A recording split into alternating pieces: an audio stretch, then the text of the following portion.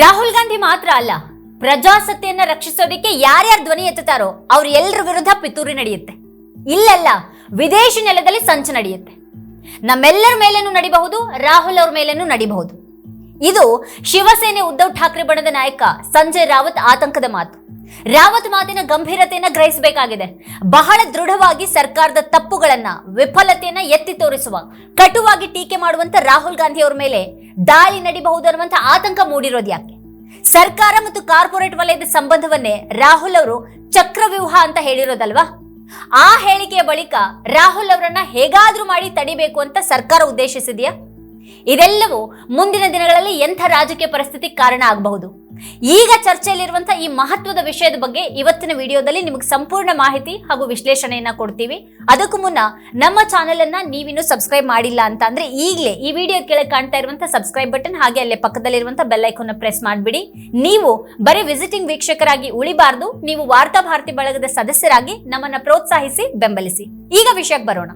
ದೇಶದಲ್ಲಿ ಸರ್ಕಾರ ಇನ್ನೂ ಭ್ರಮೆಯನ್ನ ಸೃಷ್ಟಿ ಮಾಡೋದ್ರಲ್ಲಿಯೇ ಕಾಲ ಕಳೀತಾ ಇದೆ. ಜನರ ದಿಕ್ಕು ತಪ್ಪಿಸೋದಿಕ್ ಪ್ರಯತ್ನಿಸ್ತಾ ಇದೆ. ಮತ್ತೊಂದ್ ಕಡೆ ವಿಪಕ್ಷ ದೇಶದ ಜನರ ಪರ ಕಾಳಜಿಯೊಂದಿಗೆ ಸಕ್ರಿಯವಾಗ್ತಾ ಇದೆ. ಎತ್ತಲೇಬೇಕಾದಂತಹ ಪ್ರಶ್ನೆಗಳನ್ನ ಎತ್ತುತ್ತಾ ಇದೆ, ಹೇಳಲೇಬೇಕಾದಂತಹ ಸತ್ಯಗಳನ್ನ ಹೇಳ್ತಾ ಇದೆ ವಿಪಕ್ಷ. ಈ ಸ್ಥಿತಿಯಲ್ಲಿ ವಿಪಕ್ಷದ ಎದುರಲ್ಲಿ ಚಕ್ರವ್ಯೂಹದಂತಹ ಸನ್ನಿವೇಶನೂ ಇದೆ. ಇದು ಏನು ಬೇಕಾದ್ರೂ ಆಗ್ಬಿಡಬಹುದಾದಂತಹ ರಾಜಕೀಯ ಸನ್ನಿವೇಶದ ಹಾಗೇನೂ ಕಾಣಿಸ್ತಾ ಇದೆ. ಈ ರೀತಿ ಅನಿಸೋದಿಕ್ಕೂ ಸಂಜಯ್ ರಾವತ್ ವ್ಯಕ್ತಪಡಿಸಿರುವಂತಹ ಆತಂಕಕ್ಕೂ ಕಾರಣ ಏನಂದ್ರೆ ರಾಹುಲ್ ಅವರ ಒಂದು ಟ್ವೀಟ್. ಆಗಸ್ಟ್ 2 ಬೆಳಗಿನ ಜಾವ 1:52 ಅವರು ಎಕ್ಸ್ ನಲ್ಲಿ ಒಂದು ಪೋಸ್ಟ್ ಅನ್ನು ಹಾಕಿದ್ದಾರೆ. ತಮ್ಮ ಮೇಲೆ ಇಡಿ ದಾಳಿಗೆ ಆಯೋಜಿಸಲಾಗ್ತಾ ಇದೆ ಅನ್ನೋದ್ರ ಬಗ್ಗೆ ಇಡಿ ಅಧಿಕಾರಿಗಳಲ್ಲೇ ಒಬ್ರು ತಿಳಿಸಿರೋದಾಗಿ ಆ ಪೋಸ್ಟ್ ನಲ್ಲಿ ರಾಹುಲ್ ಬರೆದಿದ್ದಾರೆ. ಸಂಸತ್ತಿನಲ್ಲಿ ಚಕ್ರವ್ಯೂಹ ಕುರಿತು ತಮ್ಮ ಭಾಷಣ ಇಬ್ಬರಲ್ಲಿ ಒಬ್ರಿಗೆ ಇಷ್ಟ ಆಗಿಲ್ಲ. ಈ ಹಿನ್ನೆಲೆಯಲ್ಲಿ ನನ್ನ ವಿರುದ್ಧ ದಾಳಿಗೆ ಯೋಜಿಸಲಾಗಿದೆ ಅಂತ ಇಡಿಯ ಒಳಗಿನವರೇ ಹೇಳಿರೋದಾಗಿ ರಾಹುಲ್ ತಮ್ಮ ಪೋಸ್ಟ್ ನಲ್ಲಿ ತಿಳಿಸಿದ್ದಾರೆ. ಚಹಾ ಮತ್ತು ಬಿಸ್ಕೆಟ್ ಅನ್ನ ಇಟ್ಕೊಂಡು ತೆರೆದ ತೋಳುಗಳಿಂದ ಸ್ವಾಗತಿಸೋದಿಕ್ಕೆ ಕಾದಿದ್ದೀನಿ ಅಂತ ಕೂಡ ರಾಹುಲ್ ಅವರು ಬರೆದುಕೊಂಡಿದ್ದಾರೆ. ಆದ್ರೆ ಬಿಜೆಪಿ ಇದನ್ನ ರಾಹುಲ್ ಮನಸ್ಸಿನೊಳಗಿರುವಂತಹ ಭಯ ಅಂತ ಟೀಕೆ ಮಾಡಿದೆ. 2014 ನಂತರ ಪ್ರಧಾನಿ ಆಗ್ತಾ ಇದ್ದ ಹಾಗೇನೆ ಮೋದಿ ಅವರ ಜನಪ್ರಿಯತೆ ಉತ್ತುಂಗಕ್ಕೇರಿತ್ತು. ಆದ್ರೆ 2024 ಅದು ಸಾಕಷ್ಟು ಕುಸಿದಿದೆ. 2014 ಮೋದಿ ಯಾವ ಮಟ್ಟದಲ್ಲಿ ಜನಪ್ರಿಯತೆ ಇತ್ತೋ ಅಂಥದ್ದೇ ಜನಪ್ರಿಯತೆಯನ್ನ ಕಳೆದ 2 ವರ್ಷಗಳಿಂದ ರಾಹುಲ್ ದೇಶಾದ್ಯಂತ ಗಳಿಸಿದ್ದಾರೆ. ರಾಹುಲ್ ಮಾಡಿದಂತಹ 2 ಭಾಷಣಗಳು ಸಂಸತ್ತಿನಲ್ಲಿ ಅವರು ಮೋದಿ ಮತ್ತು ಶಾ ಎದುರು ಗಟ್ಟಿಯಾಗಿ ಮತ್ತು ಅಷ್ಟೇ ದಿಟ್ಟವಾಗಿ ನಿಂತಿದ್ರ ಸಾಕ್ಷಿ ಅಂತಿದ್ದು. ರಾಹುಲ್ ನೀಡುವಂತಹ ಒಂದೊಂದು ಭೇಟಿ, ಅವರಾಡುವಂತಹ ಒಂದೊಂದು ಮಾತು ಈಗ ದೇಶದ ಉದ್ದಗಲಗಳಲ್ಲಿ ಚರ್ಚೆ ಆಗ್ತಾ ಇದೆ. ಆದ್ರೆ ಅವರೀಗ ನಡುರಾತ್ರಿಯ ಹೊತ್ತಲ್ಲಿ ಮಾಡಿರುವಂತಹ ಒಂದು ಟ್ವೀಟ್ ಮುಂಬರುವ ದಿನಗಳ ತಲ್ಲಣಕಾರಿ ರಾಜಕೀಯದ ಸುಳಿವನ್ನ ಕೊಡ್ತಾ ಇದೆಯಾ? ಈಗಾಗಲೇ ಏನೇನೆಲ್ಲ ನಡೆದಿದೆ, ನಡೀತಾ ಇದೆ ಅನ್ನೋದು ಎಲ್ರಿಗೂ ಗೊತ್ತಿದೆ. ದೆಹಲಿ ಸಿಎಂ ಕೇಜ್ರಿವಾಲ್ ಜೈಲಲ್ಲಿದ್ದಾರೆ. ಈ ಹಿಂದೆ ರಾಹುಲ್ ಮತ್ತು ಸೋನಿಯಾ ಅವರನ್ನ ತನಿಖಾ ಏಜೆನ್ಸಿ ಇಡೀ ತಾಸುಗಟ್ಟಲೆ ಪ್ರಶ್ನೆ ಮಾಡಿತ್ತು. 5 ದಿನಗಳಲ್ಲಿ 50 ಗಂಟೆಗಳ ಕಾಲ ರಾಹುಲ್ ಅವರನ್ನ ಪ್ರಶ್ನೆ ಮಾಡಲಾಗಿತ್ತು. ಅದಾಗಿ 2 ದಿನಗಳ ಬಳಿಕ ಸೋನಿಯಾ ಗಾಂಧಿ ಅವರನ್ನ ಕೂಡ ಮೊದಲ ಸುತ್ತಿನಲ್ಲಿ 3 ತಾಸು, ಎರಡನೇ ಸುತ್ತಿನಲ್ಲಿ 7 ತಾಸು ಪ್ರಶ್ನೆ ಮಾಡಲಾಗಿತ್ತು. ಆದ್ರೆ ಇಲ್ಲೊಂದು ಪ್ರಶ್ನೆ ಏನಂದ್ರೆ, ಹೆರಾಲ್ಡ್ ಕೇಸ್ನಲ್ಲಿ ರಾಹುಲ್ ದೋಷಿ ಅನ್ನೋದಾದ್ರೆ ಯಾಕೆ ಅವರನ್ನ ಅರೆಸ್ಟ್ ಮಾಡಿಲ್ಲ? ಸೋನಿಯಾ ಗಾಂಧಿ ಅವರು ದೋಷಿ ಆಗಿದ್ರೆ ಯಾಕೆ ಅವರನ್ನ ಅರೆಸ್ಟ್ ಮಾಡಿಲ್ಲ? ಈ ಕಡೆ ಬಂಧಿಸಲೂಬಾರ್ದು, ಆದ್ರೆ ವಿಪಕ್ಷವನ್ನ ನಿರಾಳವಾಗಿರೋದಕ್ಕೂ ಕೂಡ ಬಿಡಬಾರ್ದು ಅನ್ನೋದು ಸರ್ಕಾರದ ಯೋಚನೆನಾ? ಆದ್ರೆ ಈಗ ವಿಪಕ್ಷದ ತೀವ್ರ ದಾಳಿಯಿಂದ ರಕ್ಷಿಸಿಕೊಳ್ಳೋದಿಕ್ಕೆ ಮೋದಿ ಸರ್ಕಾರ ಹೆಣಗಾಡ್ತಾ ಇದೆ. ಅದಕ್ಕಾಗಿ ವಿಪಕ್ಷ ಇಲ್ವೇ ಗಾಂಧಿ ಕುಟುಂಬದ ಎದುರು ಚಕ್ರವ್ಯೂಹ ಇಡೋದೇ ಮೋದಿ ಸರ್ಕಾರಕ್ಕೆ ಉಳಿದಿರುವಂತ ದಾರಿನಾ? ಮೋದಿ ಸರ್ಕಾರದ ದೃಷ್ಟಿ ಈಗ 10 ಜನಪದದ ಕಡೆಗೆ ತಿರುಗಲಿದೆಯಾ? ಕಳೆದ 10 ವರ್ಷಗಳಿಂದಲೂ ಗಾಂಧಿ ಕುಟುಂಬದ ಮೇಲೆ ಆರೋಪ ಮಾಡ್ತಾನೆ ಬರಲಾಗಿದೆ. ಆದ್ರೆ ಅದ್ರ ಯಾವ ಪರಿಣಾಮಗಳು ಕೂಡ ವಾಸ್ತವದಲ್ಲಿ ಕಂಡಿಲ್ಲ. ಇಂಥ ಹೊತ್ತಿನಲ್ಲಿ ರಾಹುಲ್ ಅವರು ಇಡಿ ದಾಳಿ ಸಾಧ್ಯತೆಯ ಬಗ್ಗೆ ಹೇಳ್ಕೊಂಡಿರೋದು ಕುತೂಹಲವನ್ನ ಕೆರಳಿಸಿದೆ. ಹಾಗಾಗ್ಲಿದೆಯಾ? ಅಥವಾ ಮೋದಿ ಸರ್ಕಾರ ಇಷ್ಟು ಕಾಲ ವಿಪಕ್ಷಗಳನ್ನ ಬೆದರಿಸತ್ಲೇ ಬಂದಿದೆ ಅನ್ನೋದು ಜನರ ನೆನಪಿನಲ್ಲಿ ಮತ್ತೊಮ್ಮೆ ಸುಳಿಯುವಂತಾಗೋದಿಕ್ಕೆ ರಾಹುಲ್ ಅವರ ಈ ಟ್ವೀಟ್ ಕಾರಣ ಆಗತ್ತಾ? ಇಲ್ಲಿ ಒಂದಂತೂ ನಿಜ, ಮೋದಿ ಸರ್ಕಾರವನ್ನ ಭಯ ಕಾಡ್ತಾ ಇದೆ.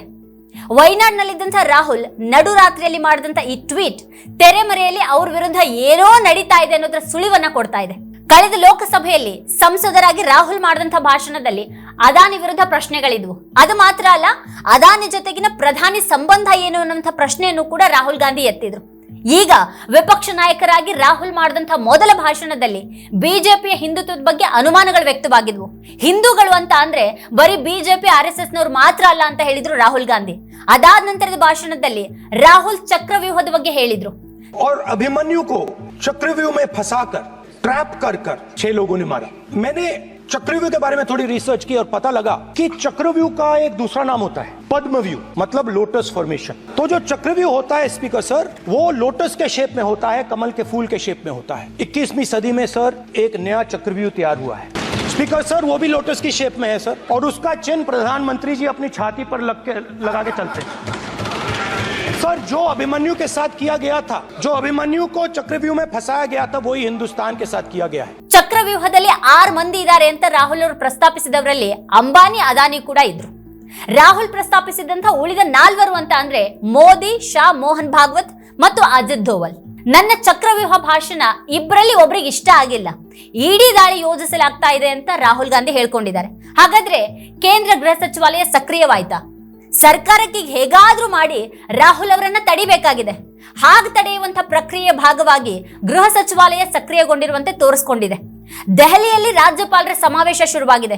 ಮುಂಬರುವ ದಿನಗಳಲ್ಲಿ ರಾಜ್ಯಗಳಲ್ಲಿ ಸಿಎಂಗಳಿಗಿಂತಲೂ ರಾಜ್ಯಪಾಲರನ್ನೇ ಪ್ರಬಲವಾಗಿಸುವ ಮತ್ತು ಆ ಮೂಲಕ ಕೇಂದ್ರವನ್ನ ಬಲಗೊಳಿಸುವಂತ ನಿಟ್ಟಿನ ಪ್ರಯತ್ನಗಳು ನಡೆದಂತಿವೆ. ರಾಹುಲ್ ಅವರ ಜನಪ್ರಿಯತೆ ಹೆಚ್ಚುತ್ತಾನೆ ಇದೆ. ಅವರು ಹತ್ರಾಸ್ಗೆ ಭೇಟಿ ಕೊಟ್ರು, ಅವರು ವೈನಾಡಿಗೆ ಭೇಟಿ ಕೊಟ್ರು, ತಮ್ಮ ಮೇಲೆ ಬಿಜೆಪಿ ಹಾಕಿದಂತ ಕೇಸಿನ ಬಗ್ಗೆ ಸುಲ್ತಾನ್ಪುರಕ್ಕೂ ಹೋದ್ರು. ಸುಲ್ತಾನ್ಪುರದಲ್ಲಿ ಚಮ್ಮಾರ ರಾಮ್ ಚೇತನ್ ಅಂಗಡಿಯಲ್ಲಿ ಕೂತು ಅವ್ರು ಹೊಲಿದಂತಹ ಚಪ್ಪಲಿಗೆ ಲಕ್ಷಾಂತರ ಬೆಲೆ ಕಟ್ಟುವಂತಹ ಅಭಿಮಾನ ವ್ಯಕ್ತವಾಗಿದೆ. ಇದೆಲ್ಲವೂ ಬಿಜೆಪಿ ಪಾಲಿಗೆ, RSS ಪಾಲಿಗೆ ಇಕ್ಕಟ್ಟಿನ ಸ್ಥಿತಿಯನ್ನ ನಿರ್ಮಿಸಿದ್ರೆ ಅಚ್ಚರಿ ಇಲ್ಲ. ಬಿಜೆಪಿ ಮತ್ತು RSS ಗಿರುವಂತಹ ಭಯಾನೇ ಅದಾಗಿದೆ. ಸಂಜಯ್ ರಾವತ್ ಹೇಳಿರೋ ಹಾಗೆ ಕಳೆದ 1 ತಿಂಗಳಿಂದ ವಿಪಕ್ಷಗಳು ರಾಹುಲ್ ನೇತೃತ್ವದಲ್ಲಿ ಸರ್ಕಾರದ ವಿರುದ್ಧ ಮುಗಿಬೀಳ್ತಾ ಇರೋದನ್ನ ನೋಡಿನೇ ಸರ್ಕಾರ ನಡುಗ್ ಹೋಗಿದೆ, ನಿದ್ದೆ ಕಳೆದುಕೊಂಡಿದೆ. ಹಾಗಾಗಿನೇ ಅದು ತನ್ನ ಕೈಯಲ್ಲೇ ಇರುವಂತಹ ಏಜೆನ್ಸಿಗಳನ್ನ ಮತ್ತೊಮ್ಮೆ ನಮ್ಮೆಲ್ಲರ ವಿರುದ್ಧ ಬಳಸುವಂತ ಸಾಧ್ಯತೆ ಇದೆ ಅಂತ ಹೇಳಿದ್ದಾರೆ ಸಂಜಯ್ ರಾವತ್. ಚುನಾವಣೆ ಹೊತ್ತಿನಲ್ಲಿಯೇ IT ನೋಟಿಸ್ ಮೂಲಕ ಕಾಂಗ್ರೆಸ್ ಅನ್ನ ಕಟ್ಟಿ ಹಾಕುವಂತ ಕೆಲಸವನ್ನ ಕೂಡ ಮೋದಿ ಸರ್ಕಾರ ಮಾಡಿತ್ತು. ಕಾಂಗ್ರೆಸ್ ಬ್ಯಾಂಕ್ ಖಾತೆಗಳನ್ನ ಸ್ಥಗಿತಗೊಳಿಸಲಾಗಿತ್ತು. ಸುಪ್ರೀಂ ಕೋರ್ಟ್ಗೆ ED ಕೊಟ್ಟಿರುವಂತಹ ಪಟ್ಟಿಯಲ್ಲಿ ರಾಜಕಾರಣಿಗಳ ಹೆಸರು ಇವೆ. ವಿಪಕ್ಷದ 79 ರಾಜಕಾರಣಿಗಳ ಹೆಸರುಗಳು ಆ ಪಟ್ಟಿಯಲ್ಲಿವೆ. ಶರದ್ ಪವಾರ್, ಉದ್ಧವ್ ಠಾಕ್ರೆ ಹೆಸರುಗಳಿವೆ, ಹೂಡಾ ಕುಟುಂಬದವರ ಹೆಸರುಗಳಿವೆ, ಸೋರೆನ್ ಕುಟುಂಬದವರ ಹೆಸರುಗಳಿವೆ. ಸಮಾಜವಾದಿ ಪಕ್ಷದವರ ಮೇಲೆ, RJD ಅವರ ಮೇಲೆಯೂ ಕೂಡ ಕಣ್ಣಿದೆ. ಇಂಥ ಹೊತ್ತಿನಲ್ಲಿ ರಾಹುಲ್ ಮಾಡಿರುವಂತಹ ಈ ಟ್ವೀಟ್ ಬಿಜೆಪಿ ಸರ್ಕಾರದ ನಡೆಯ ವಿಚಾರದಲ್ಲಿ ಜನರ ಬಳಿ ಹೇಳ್ಕೊಳ್ಳುವಂತಹ ಉದ್ದೇಶವಾಗಿದೆಯಾ? ಈ ನಡುವೆ ಶಿವಸೇನೆ ಉದ್ಧವ್ ಠಾಕ್ರೆ ಬಣದ ಸಂಜಯ್ ರಾವತ್ ಅವರು ಗಂಭೀರ ಆರೋಪವೊಂದನ್ನು ಮಾಡಿದ್ದಾರೆ. ರಾಹುಲ್ ಸೇರಿದಂತೆ ವಿಪಕ್ಷದ ಯಾವುದೇ ನಾಯಕರ ಮೇಲೆ ಏನ್ ಬೇಕಾದ್ರೂ ಆಗಬಹುದು, ಯಾಕಂದ್ರೆ ಇಲ್ಲಲ್ಲ, ವಿದೇಶದಲ್ಲಿ ಷಡ್ಯಂತ್ರವನ್ನ ರಚಿಸಲಾಗ್ತಾ ಇದೆ. ಕಳೆದ 1 ತಿಂಗಳಿಂದ ರಾಹುಲ್ ಅವರ ನೇತೃತ್ವದಲ್ಲಿ ವಿಪಕ್ಷ ಈ ಸರ್ಕಾರದ ನೀತಿಗಳ ವಿರುದ್ಧ ಟೀಕಾ ಪ್ರಹಾರವನ್ನ ಮಾಡಿದೆ. ಅದರಿಂದಾಗಿ ಈ ಸರ್ಕಾರದ ನಿದ್ದೆ, ನೆಮ್ಮದಿ ಹಾರು ಹೋಗಿದೆ. ಹಾಗಾಗಿ ಏನ್ ಬೇಕಾದ್ರೂ ಆಗಬಹುದು, ದಾಳಿನೂ ಆಗಬಹುದು, ಗೂಂಡಾಗಳ ನೆರವನ್ನು ಪಡೆದು ಏನ್ ಬೇಕಾದ್ರೂ ಮಾಡಬಹುದು ಅಂತ ಹೇಳಿದ್ದಾರೆ ಸಂಜಯ್ ರಾವತ್. ಇದು ಬಹಳ ಗಂಭೀರವಾದಂತಹ ಆರೋಪ.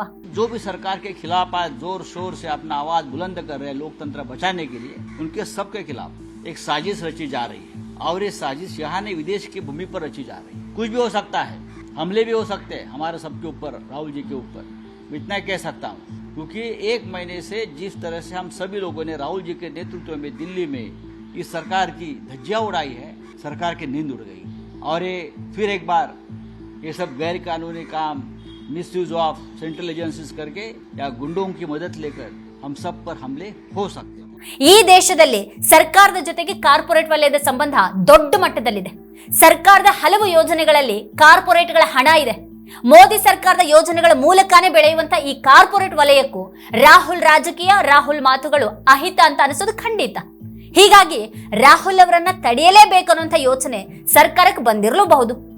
ದಲಿತರು, ಆದಿವಾಸಿಗಳು, ಹಿಂದುಳಿದ ವರ್ಗಗಳು, ಅಲ್ಪಸಂಖ್ಯಾತರ ಪರವಾಗಿ ರಾಹುಲ್ ಪ್ರತಿಪಾದಿಸ್ತಾ ಇರುವಾಗ ಕಾರ್ಪೊರೇಟ್ ವಲಯದ ಆಲೋಚನೆಗಳೇ ಬೇರೆ ಇವೆ.